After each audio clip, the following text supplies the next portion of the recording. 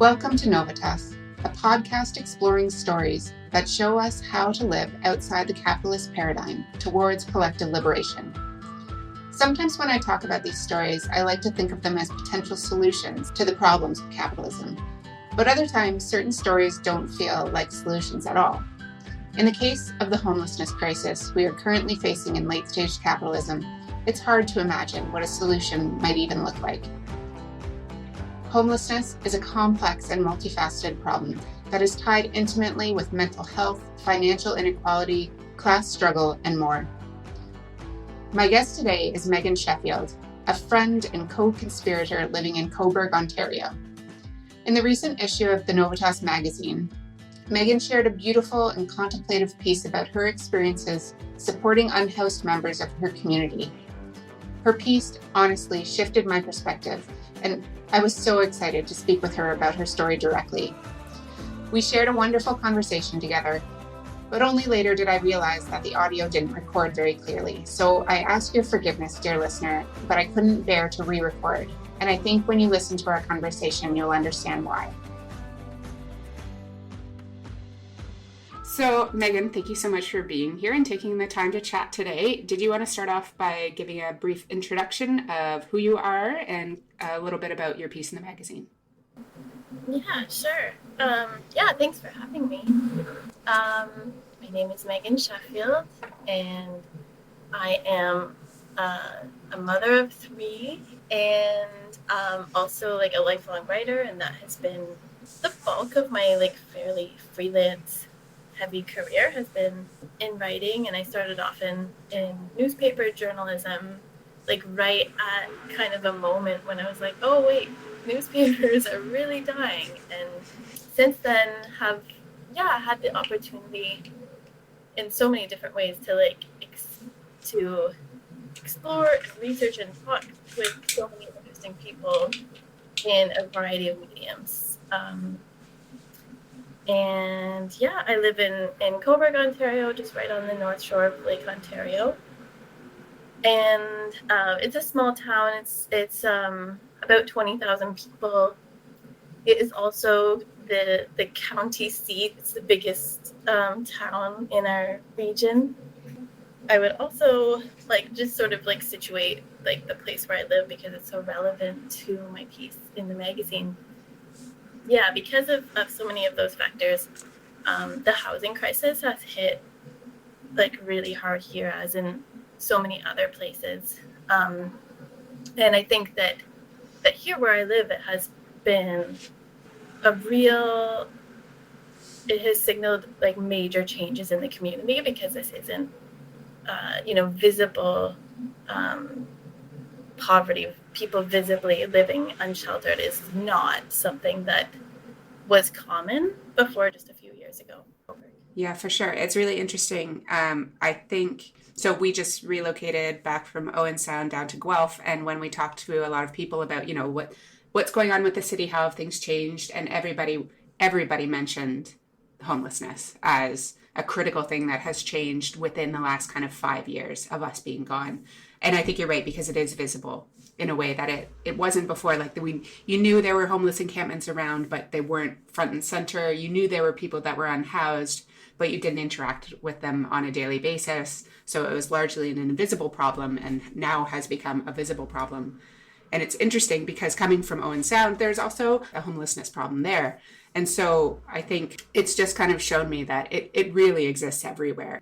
I think reading your piece in the magazine really opened my eyes to the fact that this is everywhere, and it's happening in a lot of our towns and cities. These days, it's much more of our friends and our neighbors and people in our community that aren't able to afford housing anymore. Yeah, that's right. Yeah, it really is. It's people who are from here and people who I went to high school with, and my neighbors who used to live on the same block and now don't have housing. It's close to home. And I think there is this mythology that people are coming from elsewhere, and that often comes up if there's discussion of increasing resources or increasing services. People will say no, it will attract people. And it's we don't need to worry about attracting there. There's plenty of people with needs right here. Yeah, for sure. And actually that it's important, I think, to like dispel that myth by reminding ourselves and each other about the connections that people have in the place where they live. Yeah, for Right? sure. Just as I do and just as you do, people do not move for because there's like a promise of, you know, a new shelter opening up elsewhere. They overwhelmingly, human beings want to be with the people whom they know and they trust, and they have those like that network of relationships with, and that is overwhelmingly the case regardless of your housing status, I think. Yes, for sure. How did you first get involved with supporting unhoused folks in your community? Yeah, well, I should say that the like support that I do or participate in is totally like non-professional. It's totally on a neighbor to neighbor basis. That's the best kind, in my opinion. Yeah, and I'm just like happy with that. Like this is just not it's not my industry, and it's, you know, and I understand that there are people for whom this is both their paid work and unpaid work, and you know there's just like a whole, you know, it's just really important that there be structures and safety nets that are well funded, Hmm. and I'm not necessarily part of that, Yeah. you know, and so I would say like within my family, I have family members who do work in kind of like community building and, you know, across class and community outreach, street level outreach, and harm reduction right in my family. And so, you know, it's not a stretch for me to connect with some of the same folks. But a couple of years ago, there was a sort of like a political campaign within the municipality to, it was sort of called Shelter in Peace, to ask the municipality to have a moratorium on enforcing bylaws against camping in light of the fact that there weren't enough shelter beds. And so that actually, just to back it up a little bit more, that stemmed originally from a roundtable meeting, a community-wide conversation, kind of like a listening circle where each person in the room got to speak on the topic. I think it was on the topic of homelessness.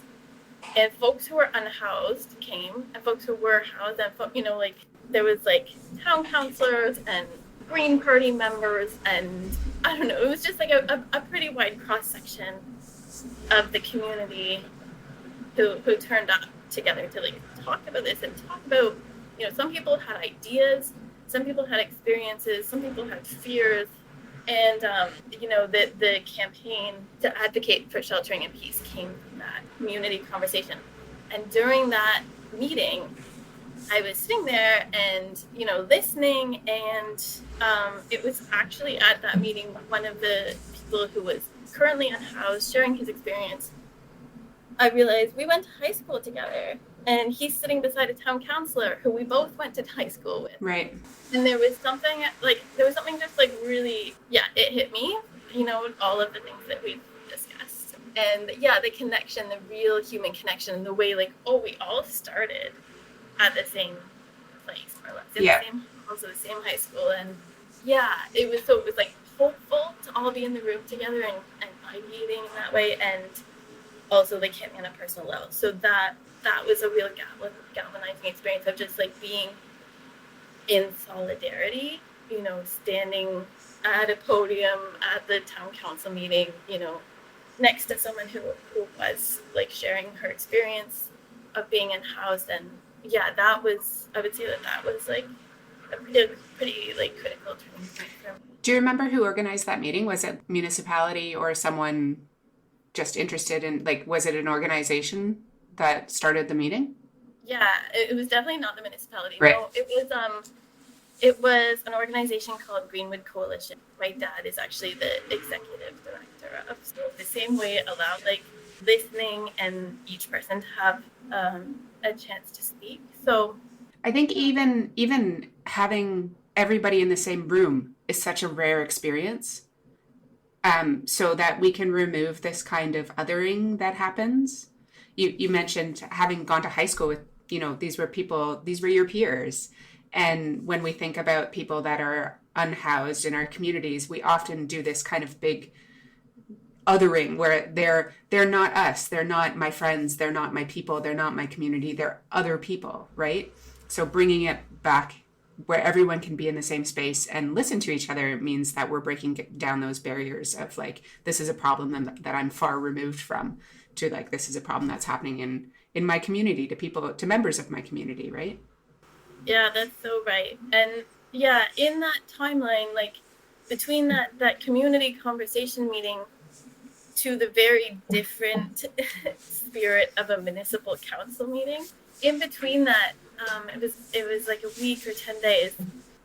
A young man in the community who was unhoused died of a drug poisoning in a bank vestibule, and he was also someone I had gone to public school with, and there was a kind of like community organized grassroots memorial event held for him outside that bank with like candles lit, and so many people donated like flowers from their yard to just like decorate that space, and people of him, and it was a real, people speak about that loss and that memorial to this day. And so then that was again another galvanizing thing. It's like, this is just so urgent, the need to address what's happening in our community and how it's like really affecting people's lives. And so that also, the community kind of carried that into the council meetings from there.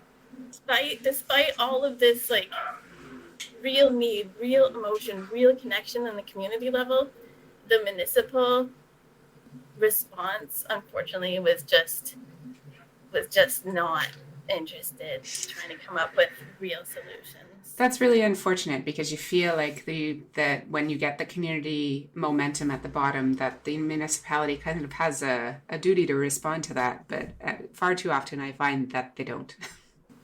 Yeah, it was hard, and like, yeah, actually, and there was all of a sudden, again, like Cobourg, Ontario is a very small place, and in the weekend leading up to the municipal council meeting, there was all of a sudden like a fully funded Ontario Proud, which is like a far right movement, an Ontario Proud video campaign about Cobourg wants to legalize homeless encampments. Right.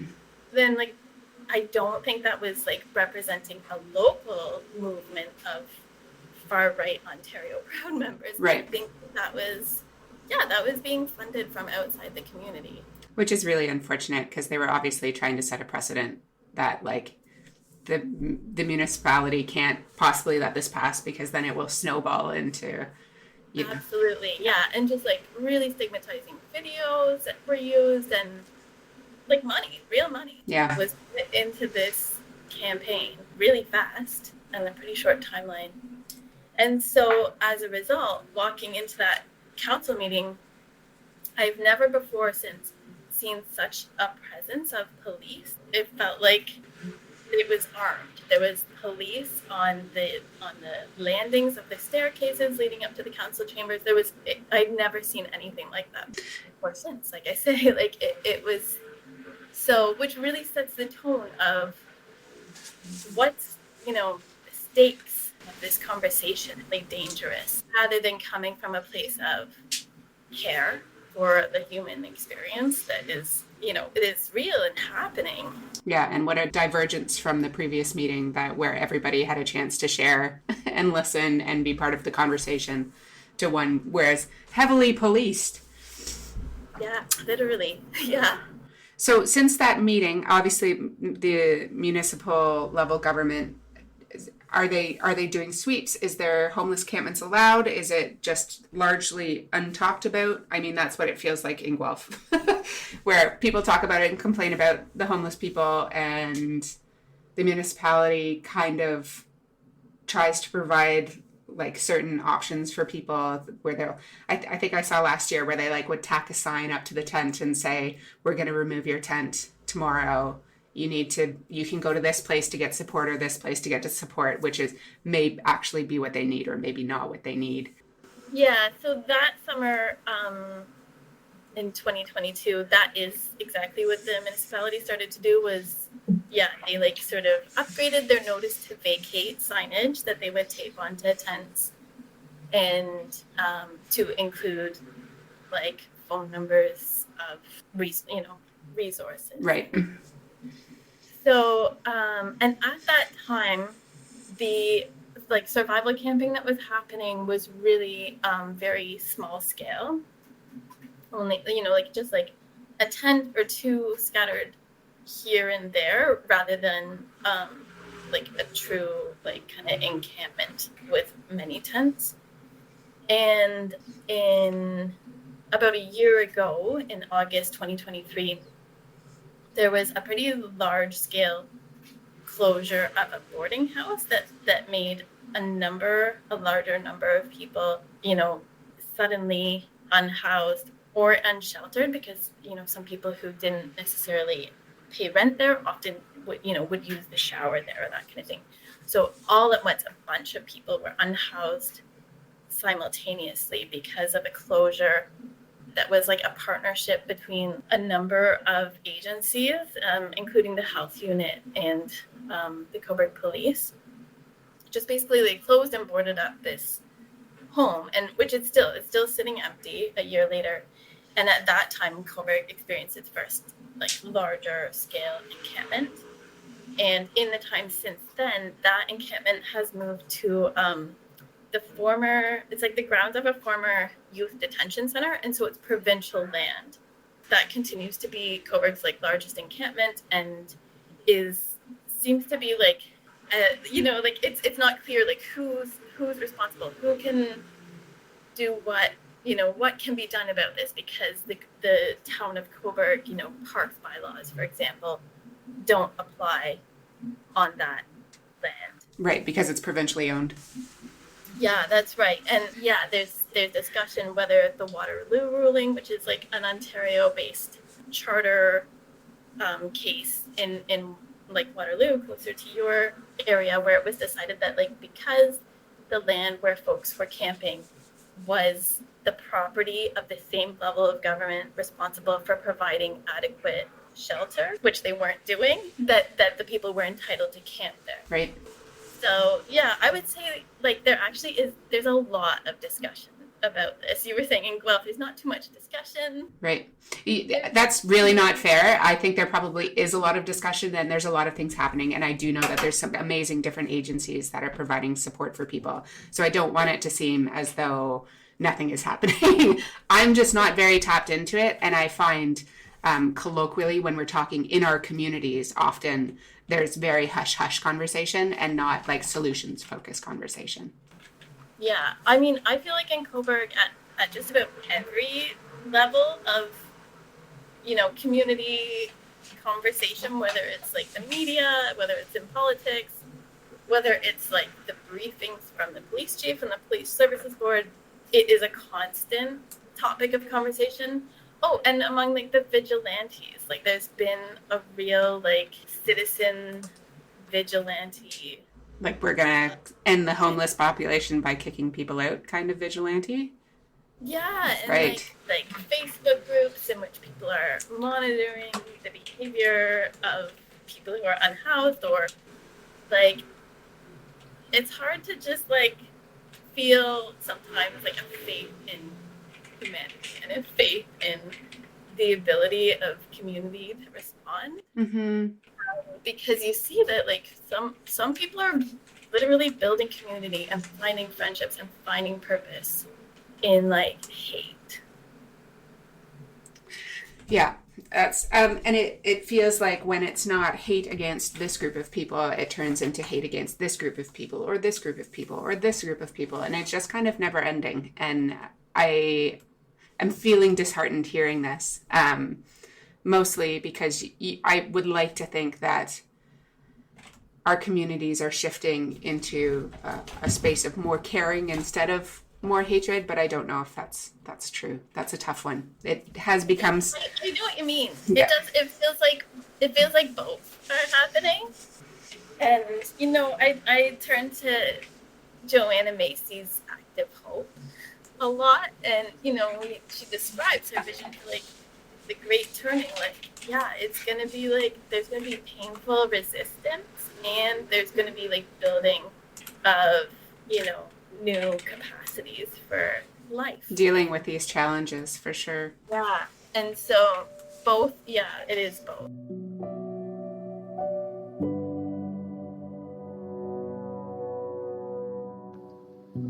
You're listening to the Novitas podcast, and today's guest is Meghan Sheffield.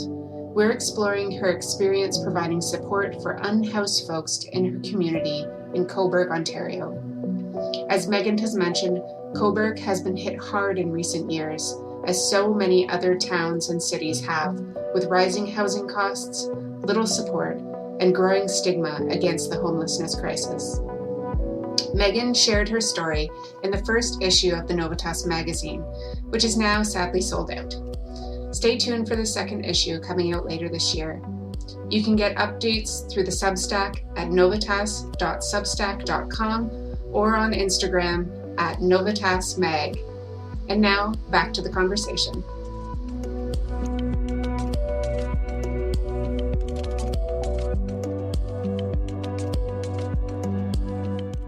So as far as your involvement has been, and I think it's just kind of been like on the ground providing support where it makes sense to, what kind of strategies have you seen succeed, and what strategies have you found are not so helpful? Because we have talked a little bit about the municipal level and some of the agencies that try to provide support for people who are experiencing homelessness, but maybe missing the mark. Do you know what I mean?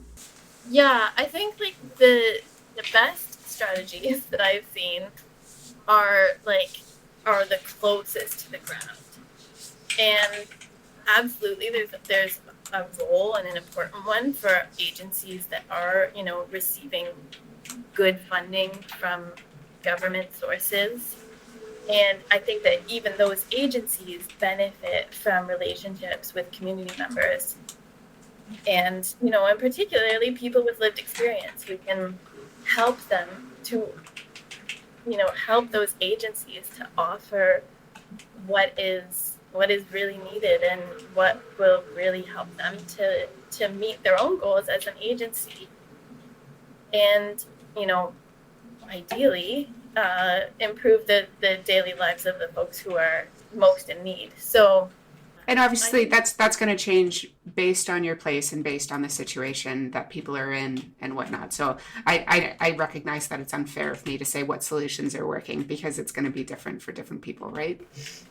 Yeah, I feel like the things that work best are the things that care for all the humans involved, maybe, is what I would say. Is like, because even like community groups are like, when you're working together with other people, challenges arise and people go through things. And I think what doesn't work on any level is for people to like put their own needs and humanity to the side. I think like the stuff that works best is the most sustainable, and that means it is like it's the actions and organizations where you can say, yes, take a break. You totally deserve to care for yourself, and we've got this, or we don't have this, and we're gonna have to pause the whole program. And that's okay too, because we gotta all be in this. Right, because if it's not sustainable, then it's not going to work. Yeah, that's right. Yeah. And at the same time, like, I think too of Dean Spade's like encouragement about how much bolder could we be, and sometimes I think what that looks like is being like, can I really find my like Friday night social joy in this harm reduction outreach? Like, yeah, can that be where I like hang with some pals and get that like good positive input, rather than going, I'm way too tired, it's Friday night, I don't want to, I'm gonna binge on Netflix instead. Yeah. And so like finding like what is that like overlap of like self-care and community care, and also caring. Like, I think part of that conversation that sometimes gets dropped, like as parents, for example, is like where my self-care, my community care, I also have this middle part where I'm caring for a bunch of other people. Right. And, and that's the case for like almost everyone, right? Where we have family members in need and elderly parents or whatever the case might be. So holding space for that in the framework of finding like sustainable ways to like connect and move forward and not burn out. I think like avoiding burnout at this point, a few years in for me and much longer for many of the people that I'm connected with. Like it's like I think that a couple of years ago I was like, if the municipality will do this and this will happen, and like I think I at some level was like, we can fix it. Yeah.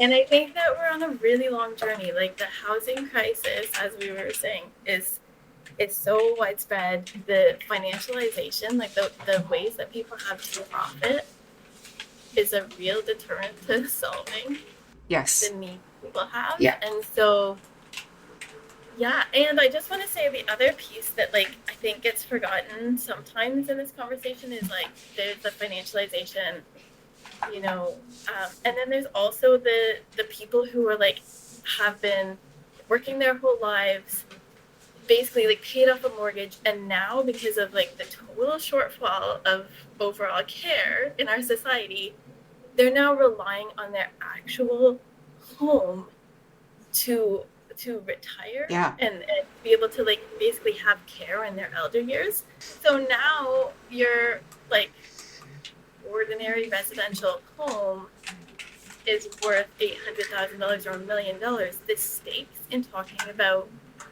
community solutions have totally changed for very, very ordinary middle and working class folks. And so it makes that it's just like another element. For sure. It changes the dynamic totally, because the idea of affordable housing, like the idea even of it, is so unattainable at this point because of what's happened to the housing market.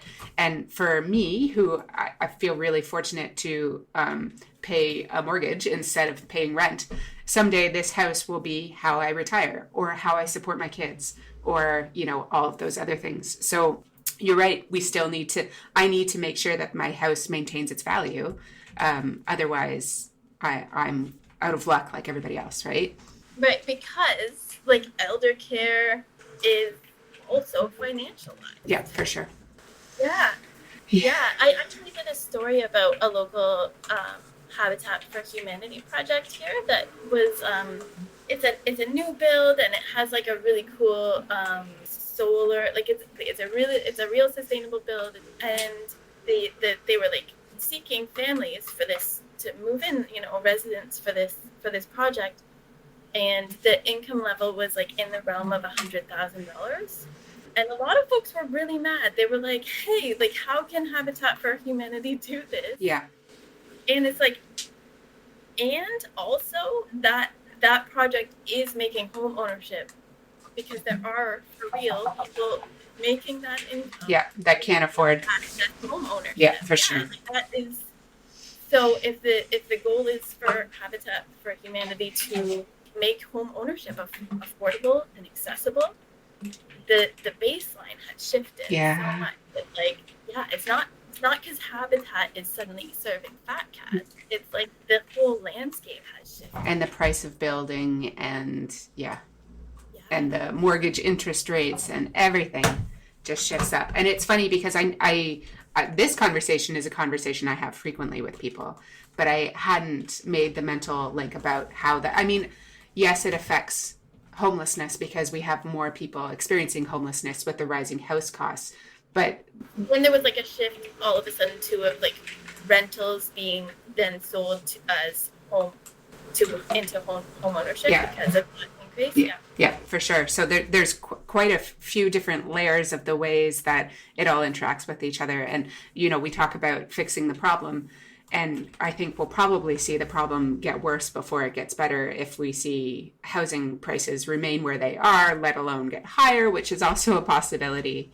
And so as it goes with complex problems, there's not always simple solutions, right?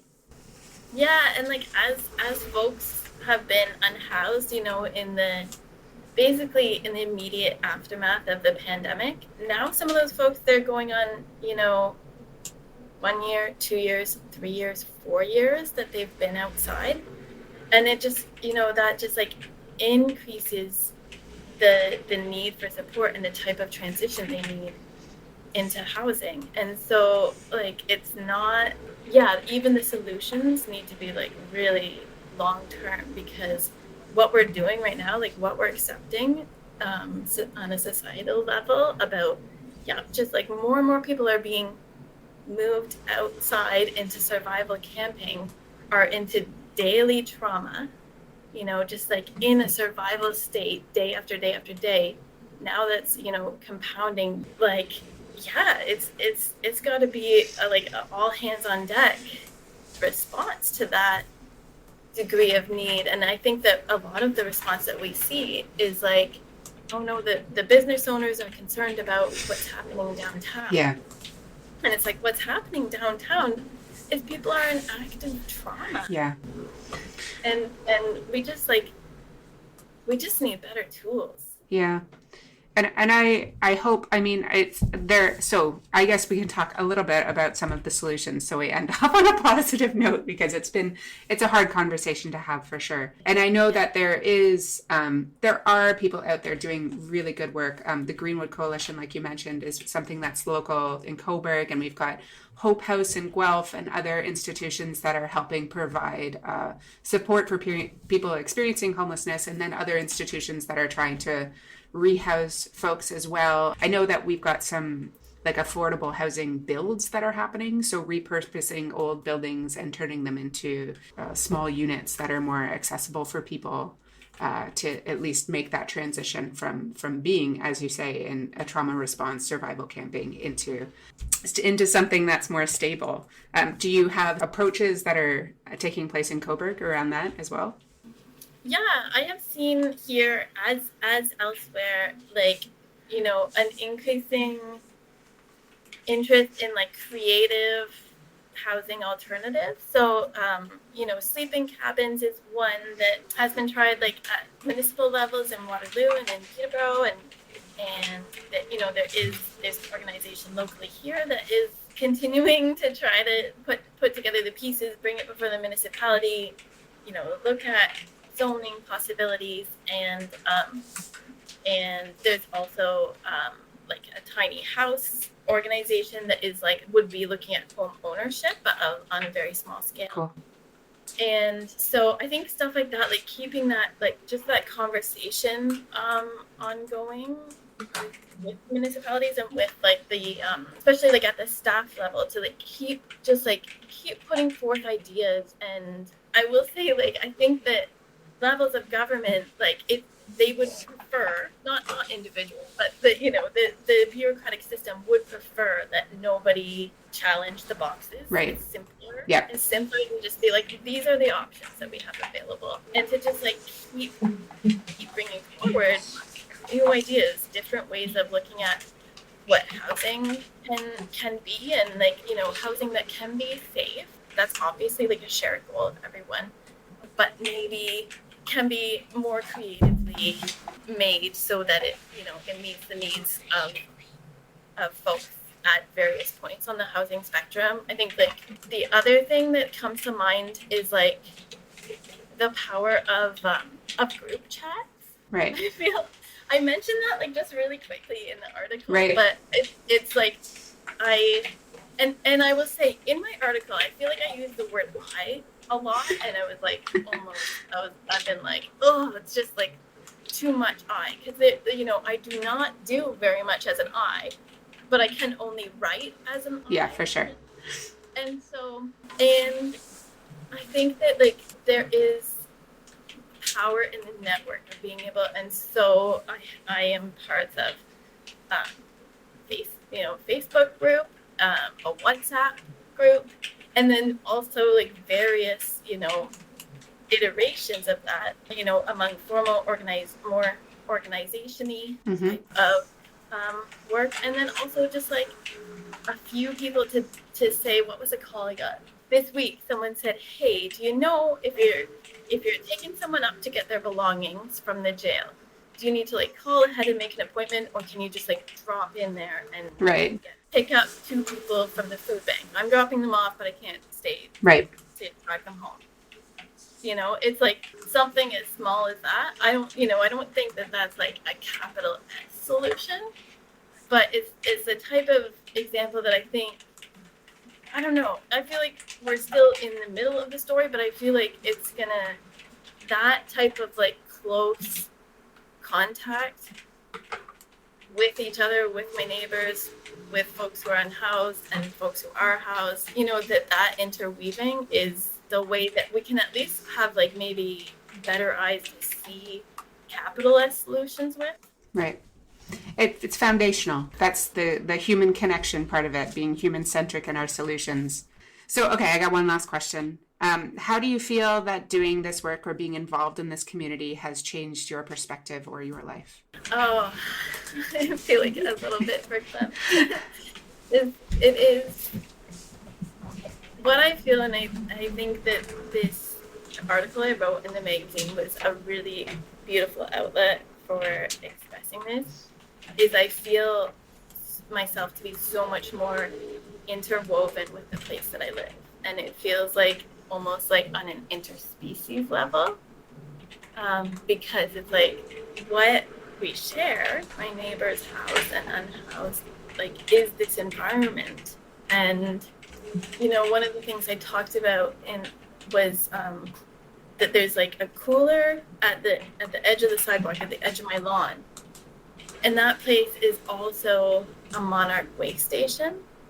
So it's a place that we have milkweed growing and wildflowers that are pollinator friendly, and we like signed an agreement that we wouldn't use pesticides, and then there's like a little sign that comes from Kansas that says this is a monarch way station, and then beside that is like a box that holds a cooler, and in the cooler is like water or Gatorade and granola bars, and sometimes in the winter there's like hand warmers, and it's like this resourcing stations happening in the same real estate. And that is like, I also want to add the cooler is like kind of a mutual aid project. It's not something that I'm just like individually funding, but it is because it's like on our front lawn. It is like I'm the tender of that. There's this real interweaving that I find hard to put into words, but feels like really deeply experiential.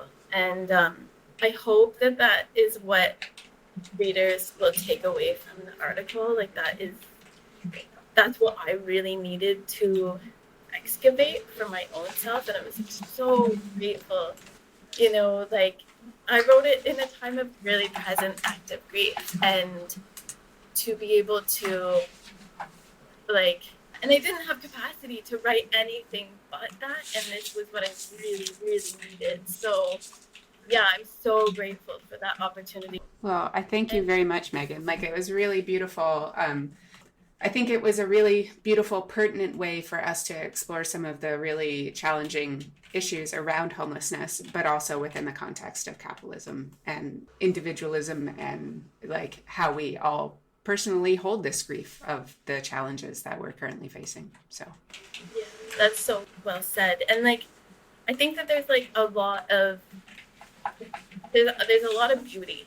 There's a lot of beauty in this world, and to be found in relationships with others. And that's also part of why I invited the text in the magazine that came from my friend Jess, writing about her experience being unsheltered and the connections that she made with the more than human world through those experiences. And yeah, that the way that we all can interweave with each other is like it's still there, it's still present, like despite like so many walls that we're told. The stigma is so real, the fear mongering, mm-hmm. danger of people who use drugs, the danger of people who are homeless, and yet they are people. Yeah. Actually just have friends. Yeah, I just feel like so grateful to you for like holding that space. It's my pleasure. And I think yeah, the magazine is definitely richer for it. So thank you very much for your contribution.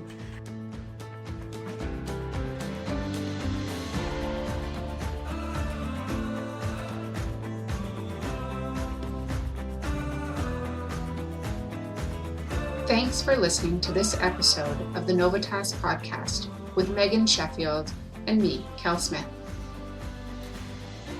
I hope you've enjoyed this exploration into Meghan's experience supporting folks in her community experiencing homelessness. I want to thank Meghan for bringing her story to both the podcast and the magazine in a time where we really need to have more conversations to destigmatize and support folks who are unhoused during this crisis.